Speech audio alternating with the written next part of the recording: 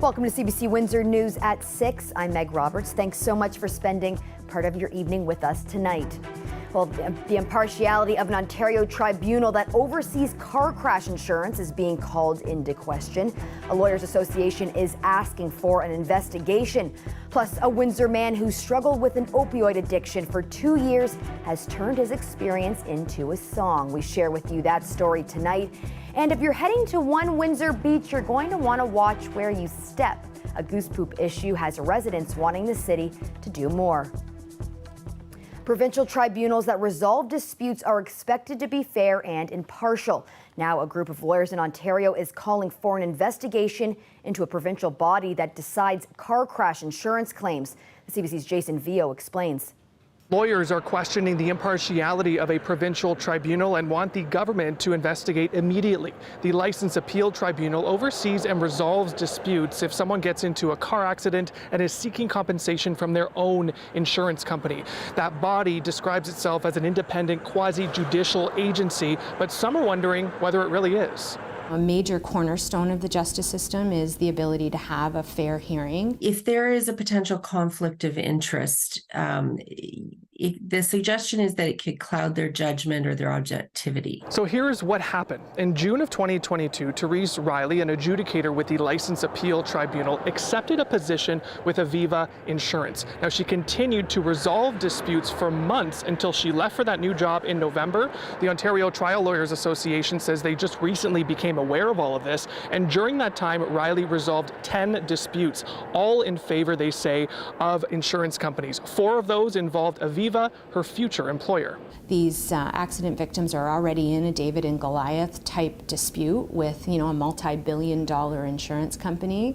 The last thing anybody would expect is, to have an adjudicator with a vested interest in her new employer being successful in a hearing. Jennifer Bazaire has been a personal injury lawyer in Windsor for 20 years. She says she's never seen anything as egregious as this. They're not supposed to be hired guns for either side of the dispute. So it appears that Aviva may have tried to stack the deck here in terms of this adjudicator continuing to hear these cases. In an emailed statement to CBC News, Aviva Insurance says, "We believe adjudicator Riley ought to have recused herself from any matters involving Aviva in the circumstances." The insurance company also says they were not aware Riley continued to hear cases with the tribunal after accepting the job offer. And then it makes you question the tribunal. How did this happen? How didn't they prevent this from happening? A Tribunal's Ontario spokesperson tells CBC News they were not informed before or after the former adjudicator left the LAT that they were going to work at Aviva. They say all adjudicators are given training on their ethical responsibilities and say it's their duty to declare a conflict of interest.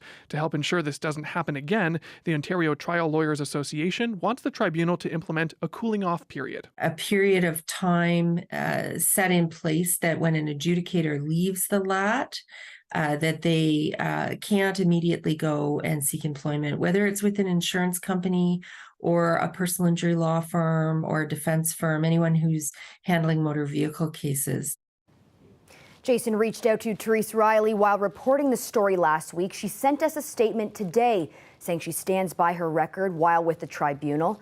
In her statement, Riley says she was offered conditional employment with the insurance company about a year ago. She says that she adjudicated 9 cases while working on conditions Aviva required her to fulfill before starting her new job. Riley says 2 decisions were made with a co-adjudicator, and one of those 9 was made in favor of the claimant. She says that 2 cases were appealed and both of her decisions were upheld. As for keeping the job without disclosing Aviva's offer, Riley said she regrets that the lack of proper policies and procedures at the LAT and Aviva regarding disclosure of potential employment have resulted in any appearance of bias in this situation. Riley agrees with the lawyers calling for change, saying more policies need to be in place to address potential conflicts.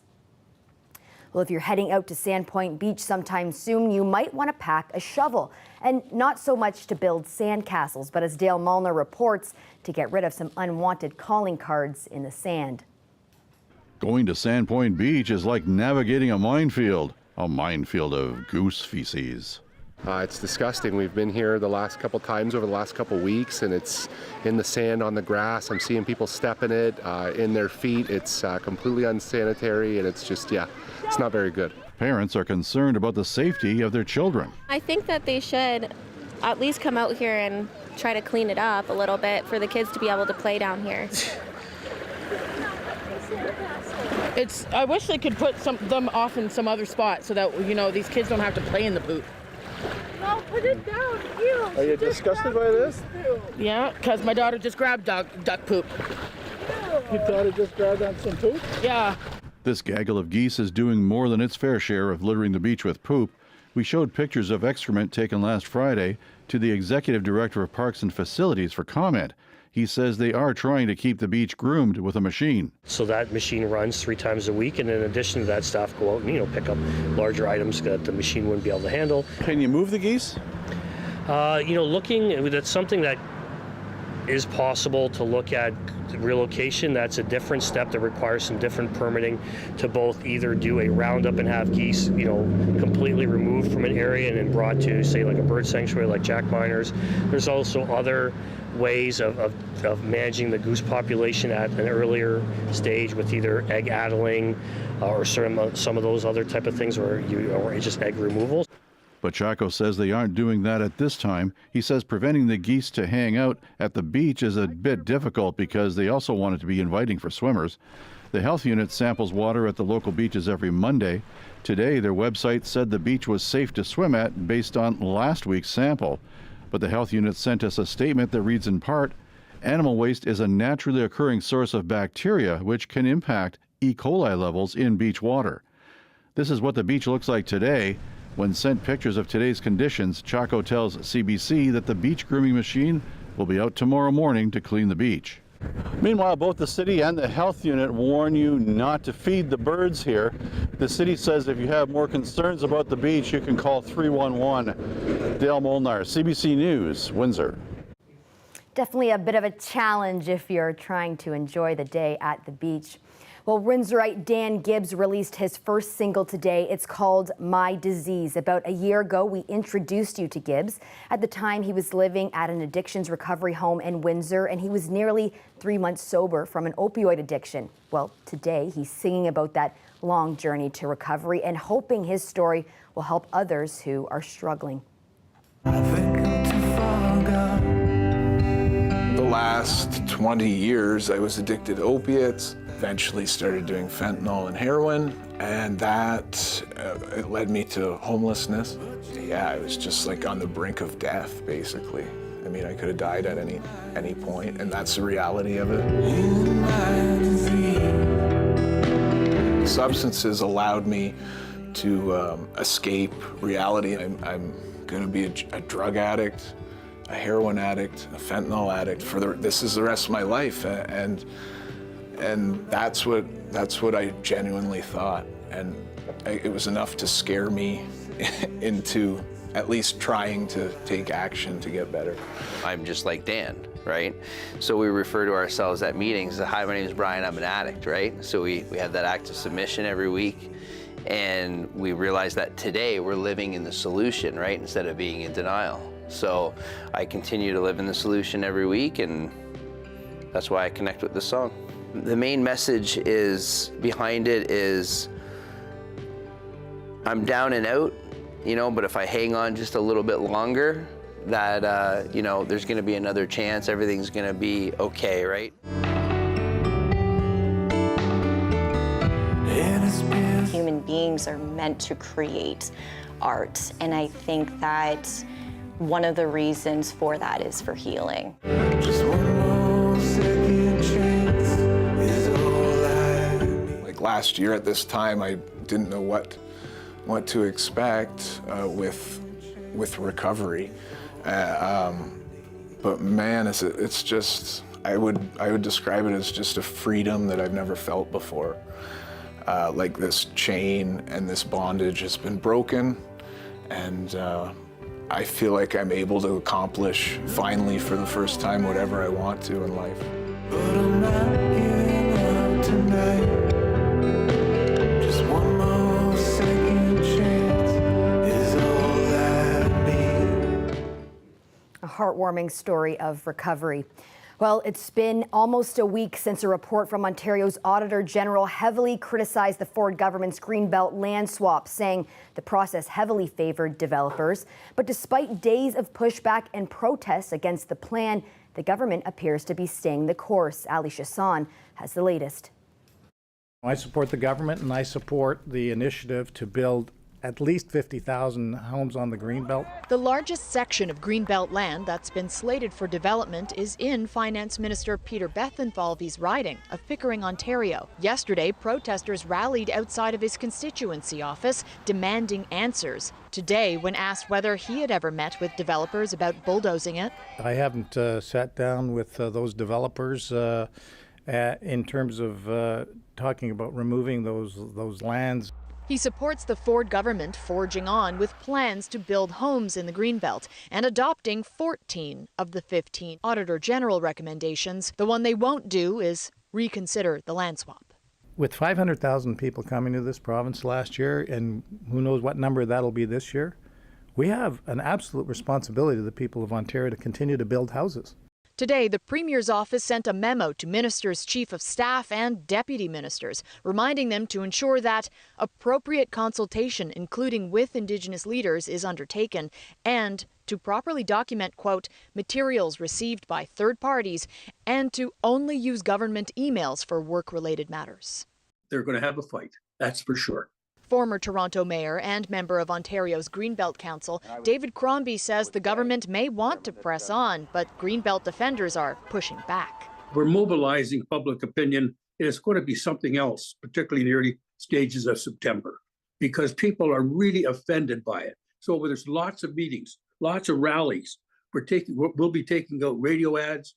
We'll be taking out ads on billboards. The Integrity Commissioner and the Ontario Provincial Police continue their simultaneous ethics and racketeering investigations into the Greenbelt dealings. At the same time, an organized group of environmental advocates are also considering legal action.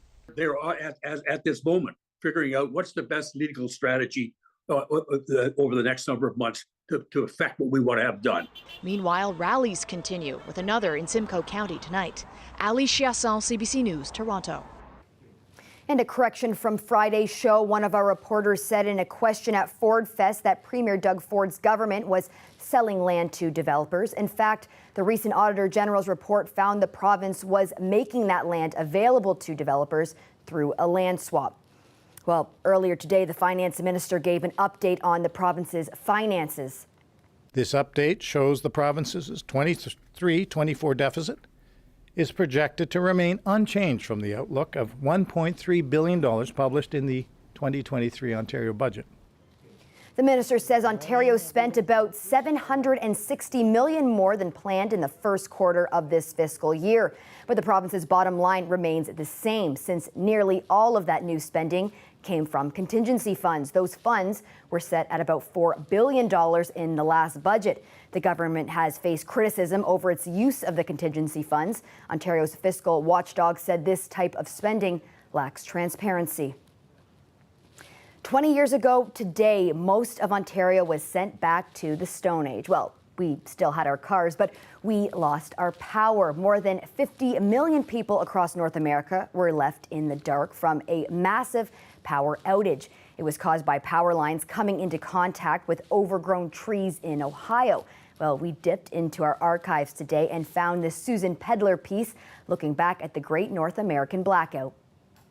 It was the largest blackout in North American history. It exposed the fragility of our electricity system, our interdependence with the United States, and the resilience of 50 million people who were suddenly without power. We played shadow puppets on the walls with candles for my son because he was really scared. I just play my guitar and read and light candles, and it's kind of fun. At 4:13 Eastern Standard Time, everything within 24,000 square kilometers simply shut down, leaving people trapped in elevators, commuters with no way to get home, and general confusion at intersection after intersection.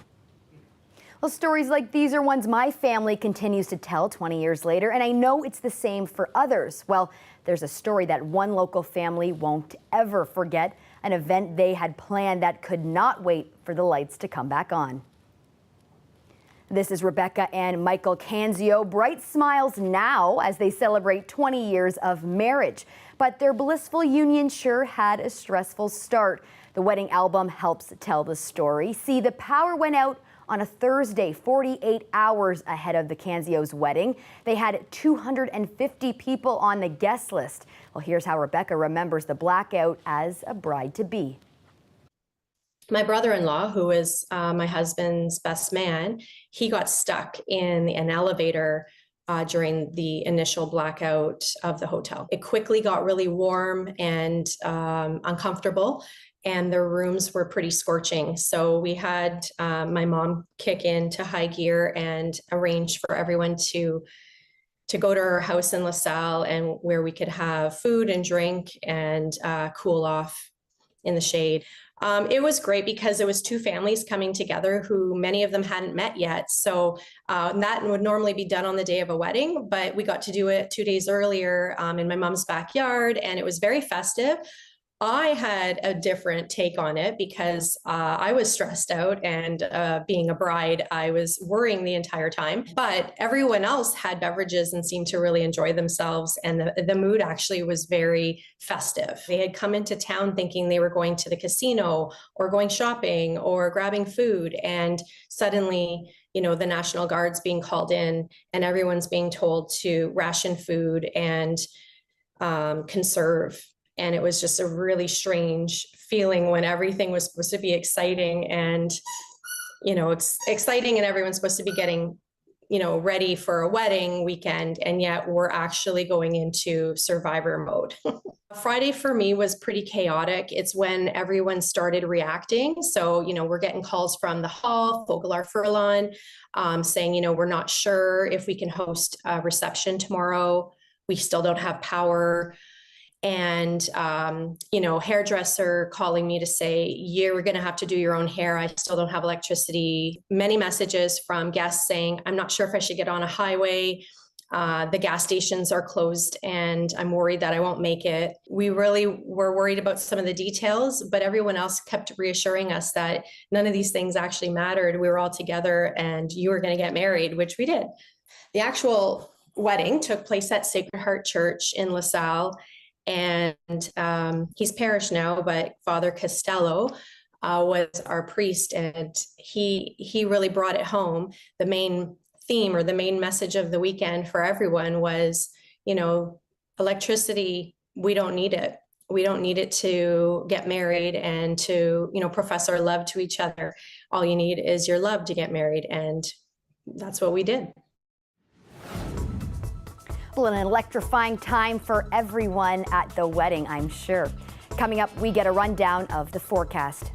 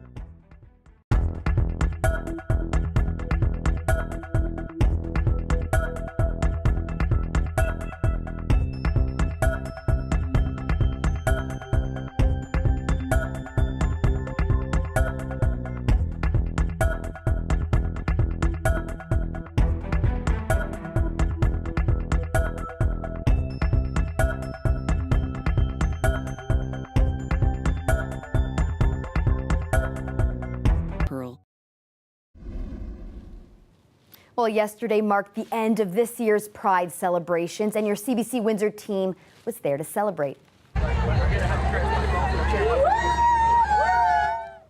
Well, here's some of the colorful photos our CBC's Mike Evans took yesterday along the route. The parade headed west on Ottawa Street for hundreds of spectators to see. There were more than 50 floats, which meant lots of rainbow colors, bubbles, and of course, those big smiles, including from us here at CBC Windsor. Well, Colette, always a beautiful day celebrating Pride, of course, but let me tell you, it makes it a lot nicer when you're celebrating in the sun instead of, the rain and the wind and all that. Yeah, it does make it easier to smile, and it looks like you had a great time and everyone was having a great time, so that's awesome to see.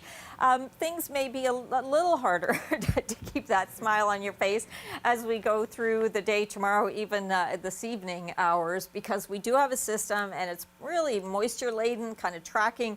It's going to move to the south of the lower Great Lakes and throw back some areas where there'll be more significant rainfall. But I also want to tell you, this is the kind of tracking of a system can make a real fool out of a meteorologist, because as it dives a little further south, it totally can change the rainfall amount. So I'm going to tell you what I'm thinking and walk you through it, and also what maybe to look for that could adjust. So the rainfall amounts, the potential, the reason for the special weather statement, 50 millimeters in some cases or more in these areas throughout our viewing area here. The current temperatures, if we just look at those, we know we're running a little bit below seasonal, but a comfortable day, a little bit of humidity, really quite a nice day ahead of this system. Winds will be picking up though, and kind of from that northeasterly flow to a northerly flow through Sarnia. It's going to feel much cooler through the day there tomorrow, but all around temperatures will be down below seasonal, below even the readings from today. So here it is back to the west of us. I put the lightning strikes on now so you can see that there are embedded thunderstorms, and that's why locally we could really see some heavier amounts, or anywhere this kind of lingers, especially in the core of this system. But as it tracks sort of southwards, that's where it can take some of the heavier rain out over Lake Erie or even further south. So I'll show you the model projections that I've sort of picked, the one that I'm thinking is kind of the closest, but the timeline continuing through the overnight tonight into tomorrow, and then we should get some improvement, not necessarily tomorrow afternoon, but late afternoon into the evening where it gets lighter, and then high pressure will build in and will be rewarded on Wednesday. So let me just kind of take you through this particular model. Now, it's bringing Windsor up over 50 millimeters, Sarnia, yes, London, yes, you see the numbers. Chatham, Kent, I don't want anyone to get too alarmed by that figure. I like this model for other reasons, but again, because of that tracking, it is going to be something to watch for, because we don't want to be seeing any issues with flash flooding, or and I know we can't necessarily control that, but I don't want you driving your car through if we get some ponding water or things like that. I want everyone to be safe. Be aware it's going to be a wet day, I know that much, and it will be likely the further south that you are that you see the heavier numbers of the amounts of rainfall. 21 then only tomorrow, and then Wednesday there is that reward, 27, sunshine coming back. Thursday, not an all-day rain out likely, and the temperature kind of stabilizing there closer to normal, Meg. Well, do you know what, Colette? I'm going to try and keep the smile up despite some of the nasty weather coming through. I know that you can do that, Meg. You got it in you. Thanks so much, Colette. You're welcome. Well, if you feel like a speed racer on your lawnmower sometimes, you're going to like the story we have coming up next.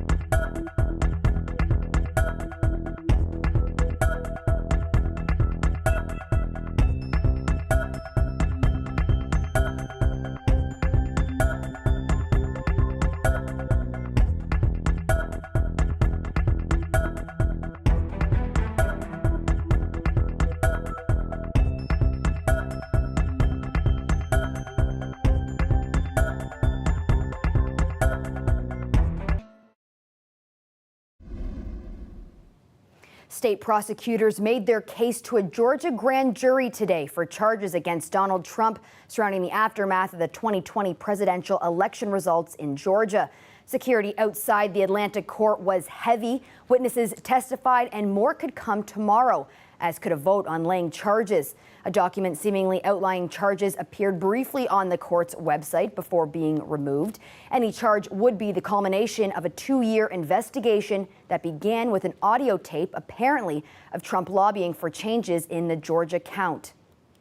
Well, we leave you tonight with a look at some speedy lawn care enthusiasts. These are the guys you call when the rain clouds are out and the yard needs cut.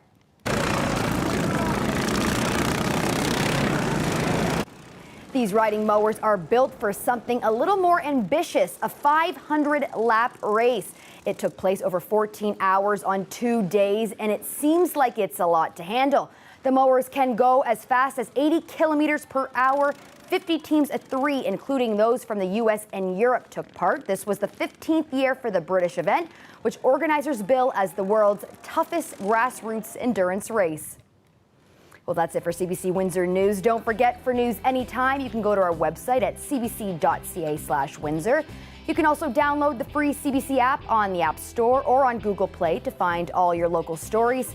Thanks so much for tuning in. We're looking forward to seeing you tomorrow night.